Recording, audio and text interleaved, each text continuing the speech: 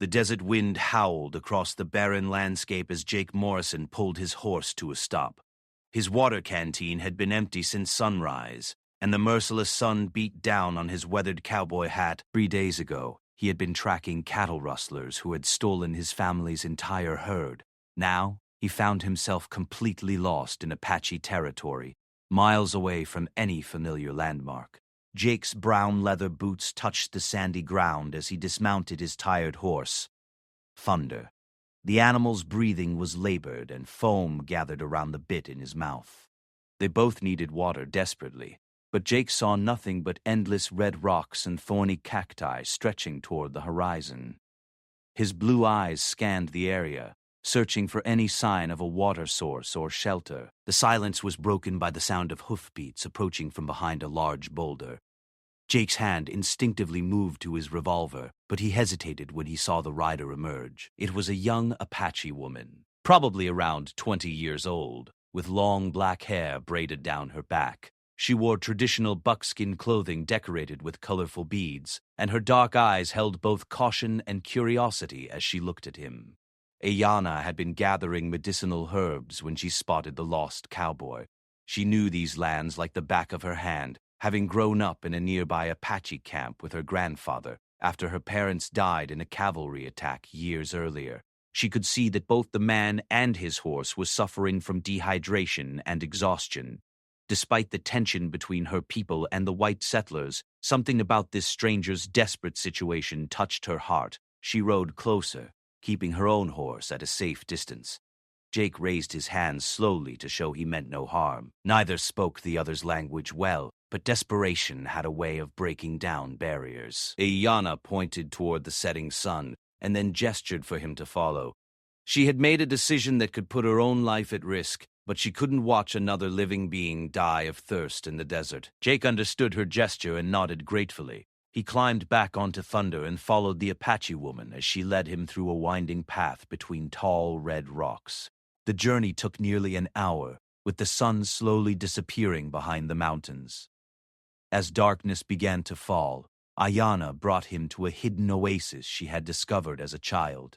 The small pool of clear water was surrounded by green grass and a few desert willows that provided some shelter from the wind.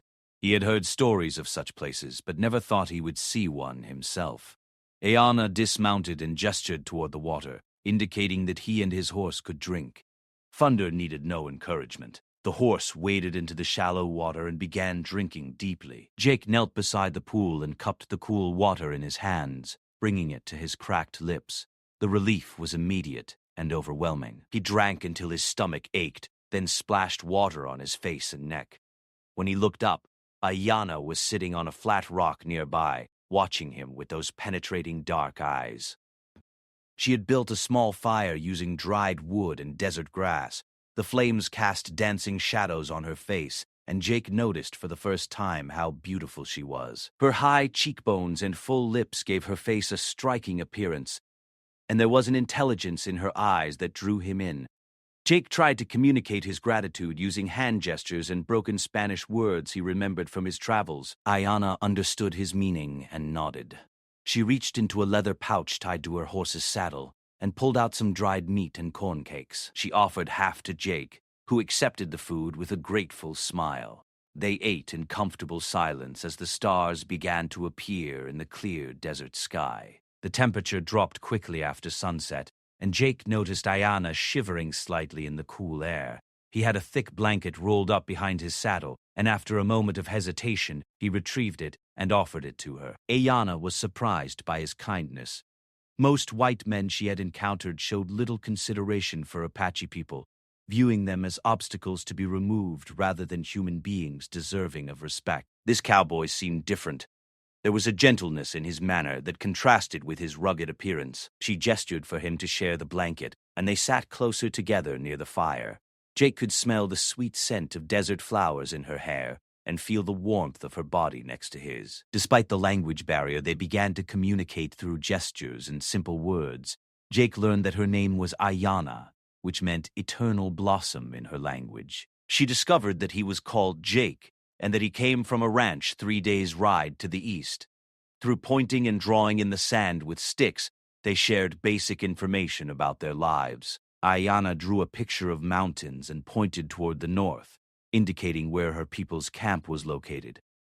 Jake drew cattle in the sand and made gestures showing how rustlers had stolen them. Ayana nodded with understanding, having seen white men stealing from her people many times.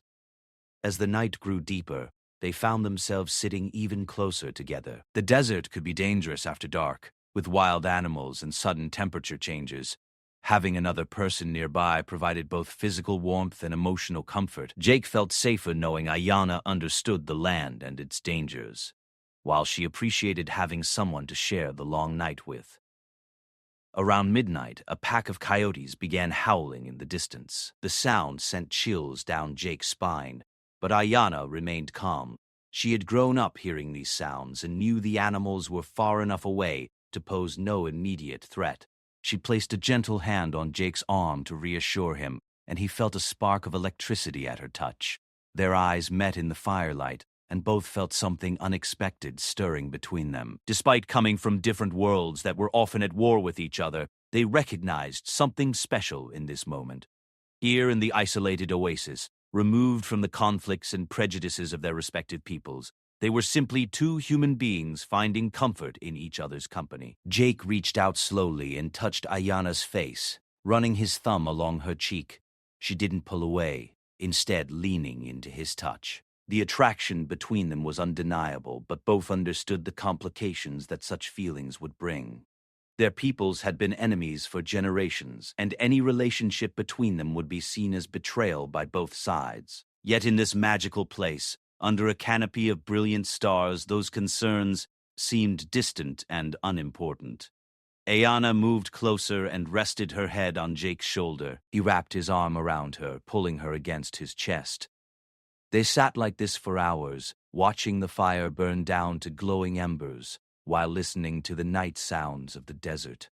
Neither wanted to sleep, knowing that dawn would bring difficult decisions.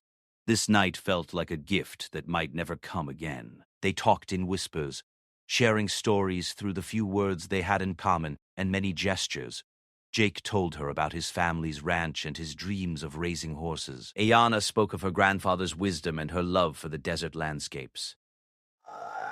As the first hints of dawn appeared on the eastern horizon, they both knew their time together was drawing to a close. Jake would need to find his way back to civilization, and Ayana would have to return to her people.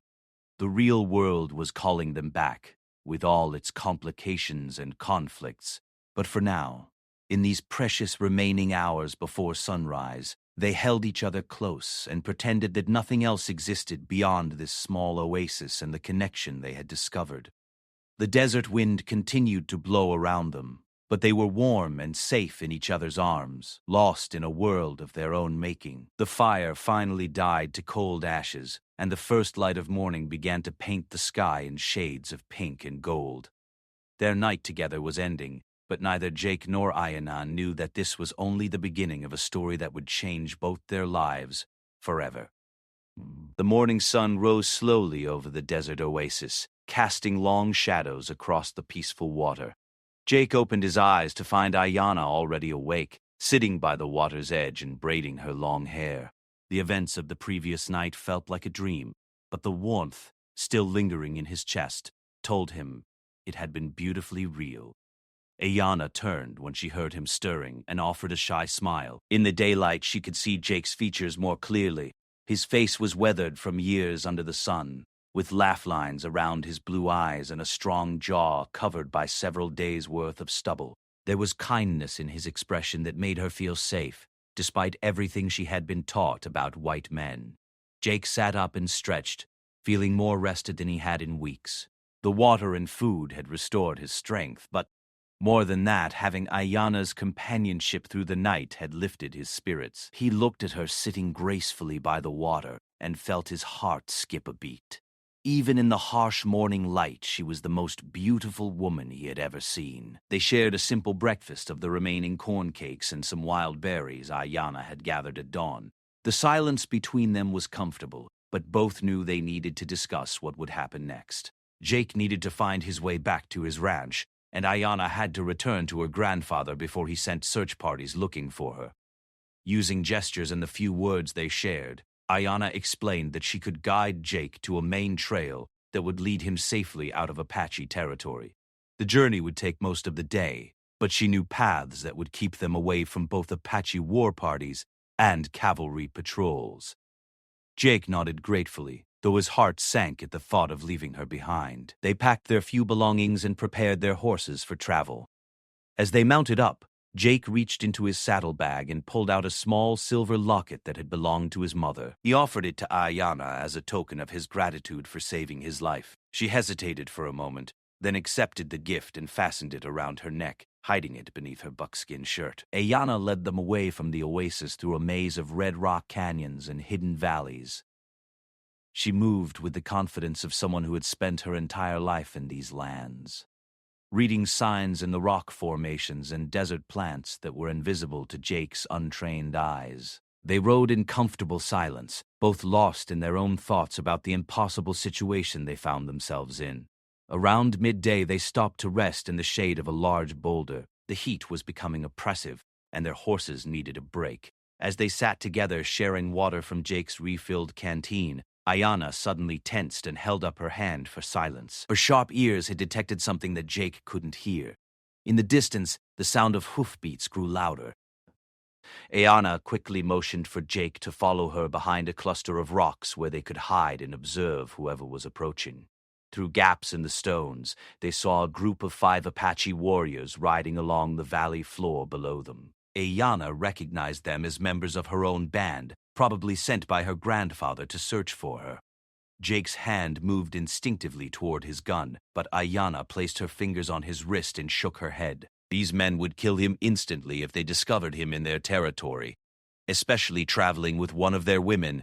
She gestured for him to stay hidden while she revealed herself to the warriors. Ayana stepped out from behind the rocks and called down to the men in Apache. Their leader, a stern-faced warrior named Nalnish, rode up to where she stood. Jake couldn't understand their rapid conversation, but he could tell from their tones that Nalnish was angry with Ayana for disappearing overnight.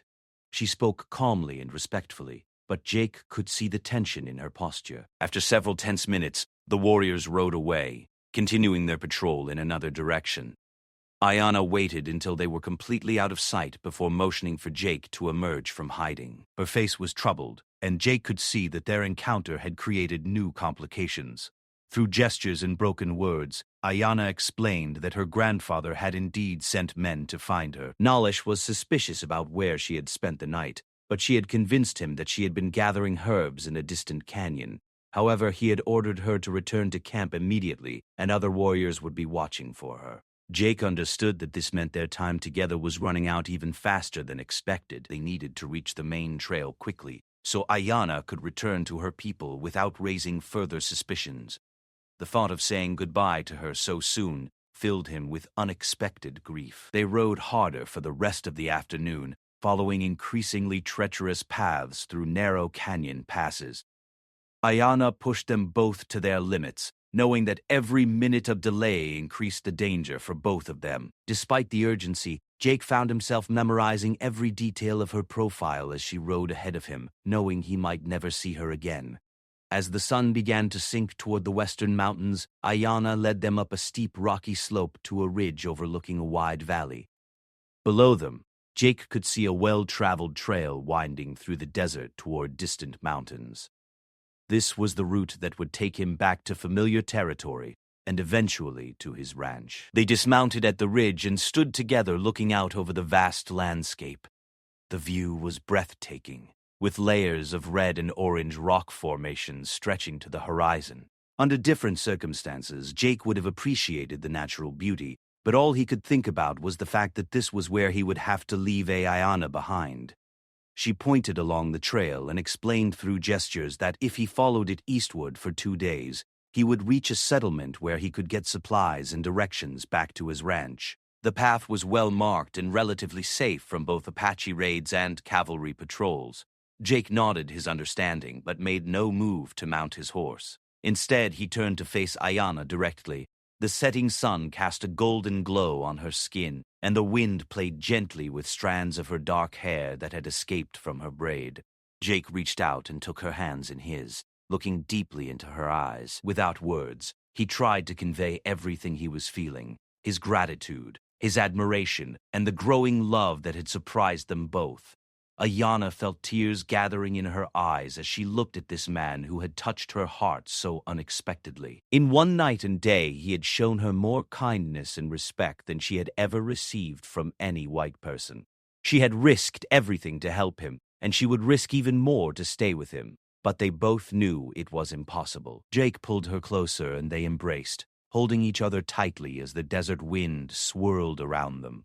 The scent of her hair and the warmth of her body against his made Jake want to forget about everything else and stay with her forever. For a moment, he seriously considered abandoning his old life and finding a way to be with Ayanna, regardless of the consequences. But Ayanna gently pushed back and shook her head, reading the desperate thoughts in his eyes. She spoke softly in Apache, and though Jake couldn't understand the words, her tone conveyed both love and resignation. She was telling him that their worlds were too different, their peoples too much at war with each other. Any attempt to be together would only bring danger and heartbreak to them both. As if to emphasize her point, the sound of war drums echoed across the valley from the direction of the Apache camp. The rhythmic beating reminded them both of the realities waiting for them in their separate worlds. Ayanna's people were preparing for conflict, and Jake's neighbors would be organizing their own defenses. There was no place in such a world for the love that had blossomed between them. Jake nodded sadly, understanding that she was right, even though it broke his heart to admit it. He reached up and touched the silver locket around her neck, the only piece of himself he could leave with her. Ayanna covered his hand with hers and pressed it against the locket, promising silently to treasure it always. They kissed then, a long and passionate goodbye that spoke of everything they could never say in words. The kiss tasted of tears and desert dust and impossible dreams. When they finally broke apart, both had tears streaming down their faces. Jake forced himself to mount thunder and gather his reins. Every instinct screamed at him to stay, to find a way to make this work, but his rational mind knew that Ayanna was right. He had responsibilities to his family and his ranch, and she had obligations to her grandfather and her people.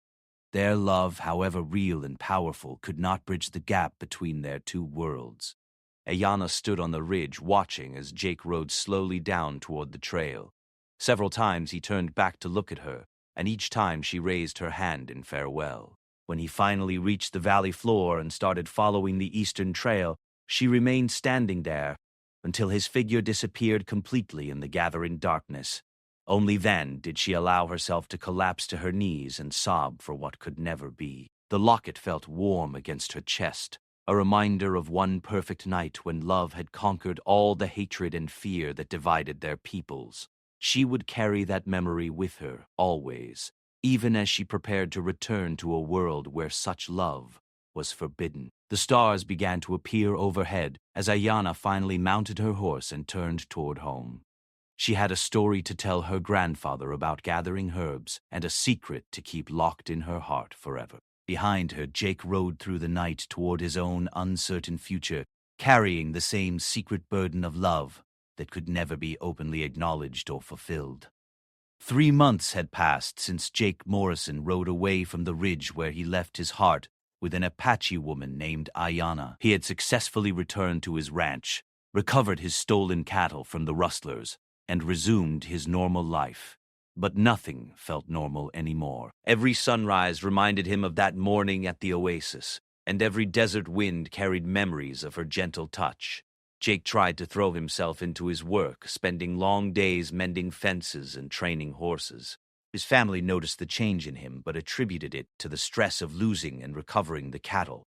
They didn't know about his encounter with Ayanna, and Jake knew they would never understand if he told them. The tension between ranchers and Apache tribes had only gotten worse in recent months. Meanwhile, in the Apache camp nestled among red cliffs 30 miles away, Ayanna struggled with her own memories and secrets. She had returned to her grandfather's lodge that night with a plausible story about gathering rare healing plants in distant canyons. The old man, Chief Cochetta, suspected she was hiding something but didn't press for details. He trusted his granddaughter and knew she would tell him if the information was important for the tribe's safety. Ayana threw herself into her traditional duties, helping other women prepare food, make clothing, and gather medicinal plants. She tended to sick children and elders with special care, as if pouring extra love into her healing work could somehow fill the emptiness in her heart. But late at night, when the camp was quiet, she would touch the silver locket hidden beneath her clothes and remember Jake's kind eyes and gentle hands. The fragile peace between the Apache tribes and white settlers had been deteriorating steadily. Several violent incidents had occurred, with both sides committing acts of revenge that escalated the conflict.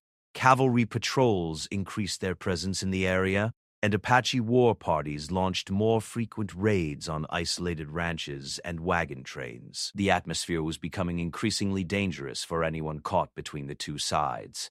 One evening in late autumn, Jake was returning from checking on cattle in the southern pasture when he noticed smoke rising from the direction of the old Williams place, a small ranch about 10 miles from his property. The thick black smoke could only mean one thing: another Apache raid. Jake spurred Thunder toward the burning ranch, hoping he might be able to help any survivors. When he arrived at the Williams ranch, he found the main house and barn completely engulfed in flames.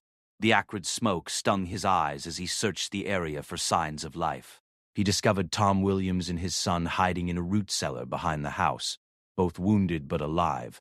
They told Jake that a war party had attacked just before sunset, killing Mrs. Austin, Williams, and burning everything they couldn't carry away.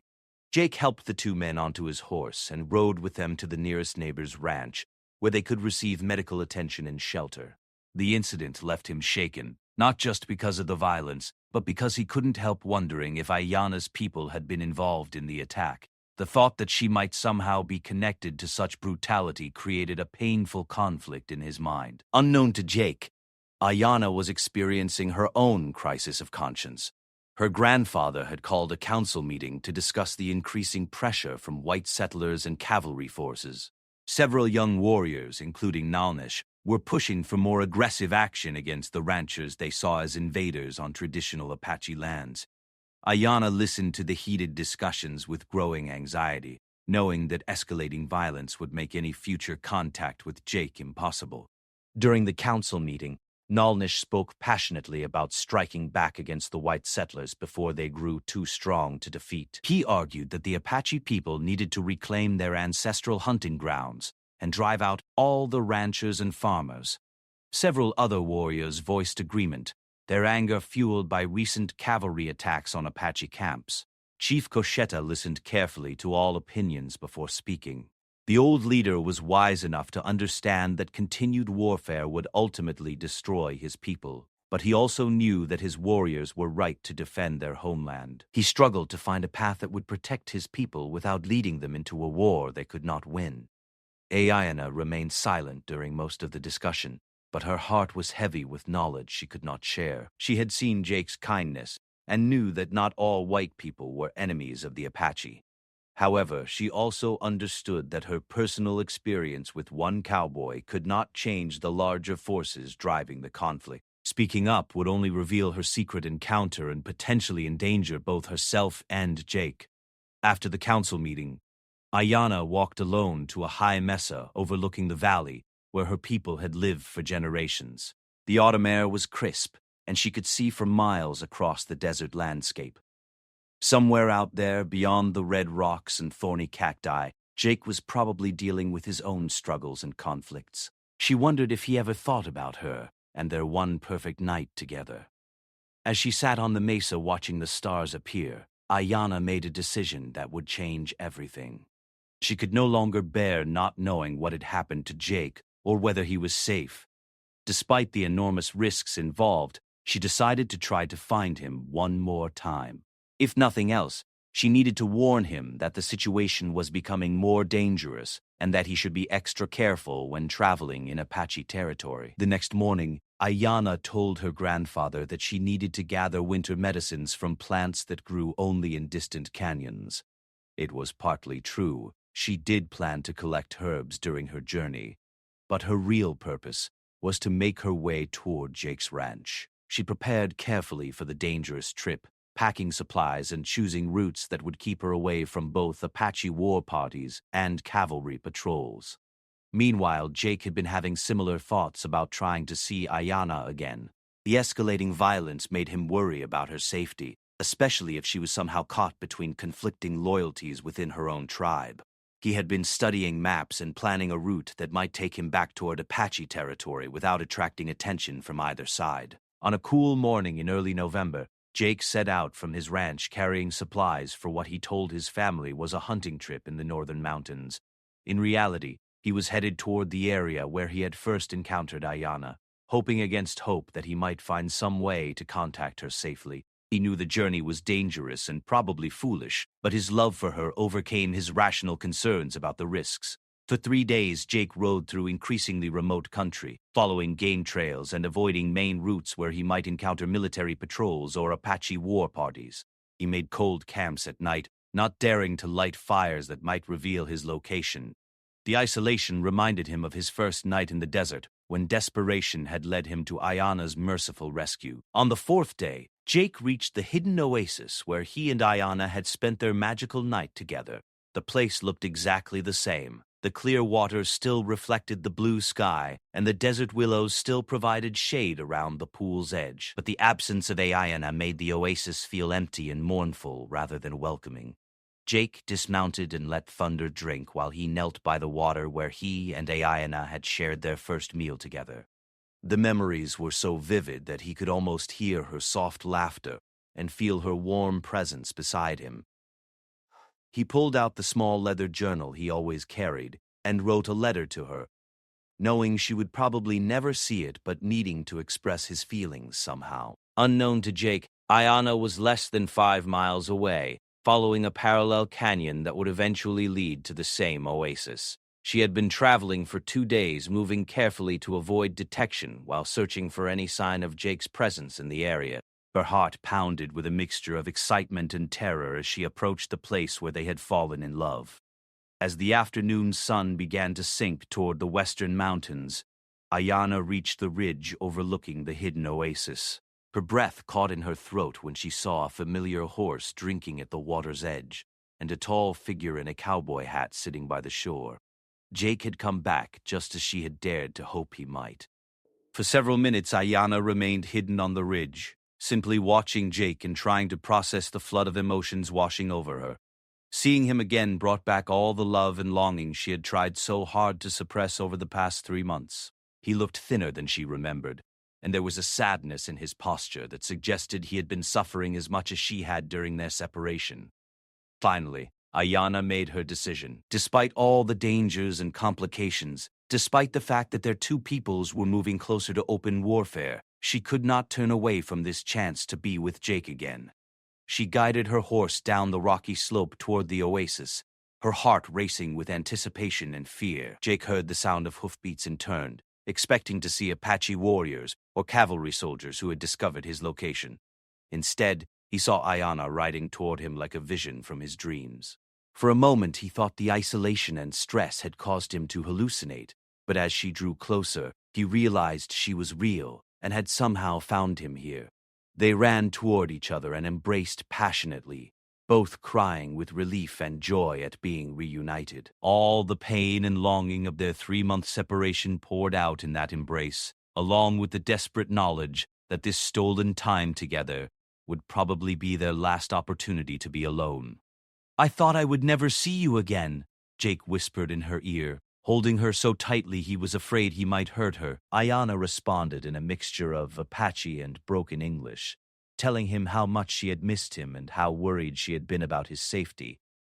They held each other for a long time, both afraid to let go and face the realities that surrounded them. As the sun set over the desert, they rebuilt their fire in the same spot where they had shared their first night together. But this time, their situation was even more desperate and dangerous. The violence between their peoples had escalated dramatically, and both knew that being discovered together could mean death for both of them. They talked long into the night, sharing what had happened in their separate worlds during the months apart. Jake told Ayanna about the increasing tensions among the ranchers and the growing presence of cavalry forces. Ayanna described the pressure within her tribe to take more aggressive action against white settlers. Both realized that their love affair existed in a small bubble of peace surrounded by an ocean of hatred and violence. The outside world was not going to become more tolerant or understanding. If anything, the situation was getting worse. Yet neither could bring themselves to say goodbye again, knowing this time it might truly be forever. As dawn approached, they made a decision that surprised them both. Instead of separating again and returning to their respective worlds, they would run away together. They would head north toward unexplored territories where neither Apache nor white settlements existed, where they could build a life together away from the conflicts that made their love impossible in civilized society. It was a desperate plan with little chance of success, but it seemed like their only option for staying together. They gathered their supplies and prepared to ride toward an uncertain future, choosing love over safety and hope over despair. As they mounted their horses and rode away from the oasis together, the rising sun cast long shadows behind them, symbolically leaving their old lives in darkness while moving toward whatever light they might find in each other's company. Their journey into the unknown would be dangerous and difficult. But for the first time in months, both Jake and Ayanna felt truly alive. They were finally together, and whatever challenges lay ahead, they would face them side by side. Love had conquered fear, and together they rode toward a horizon that promised either freedom or destruction, but promised it together.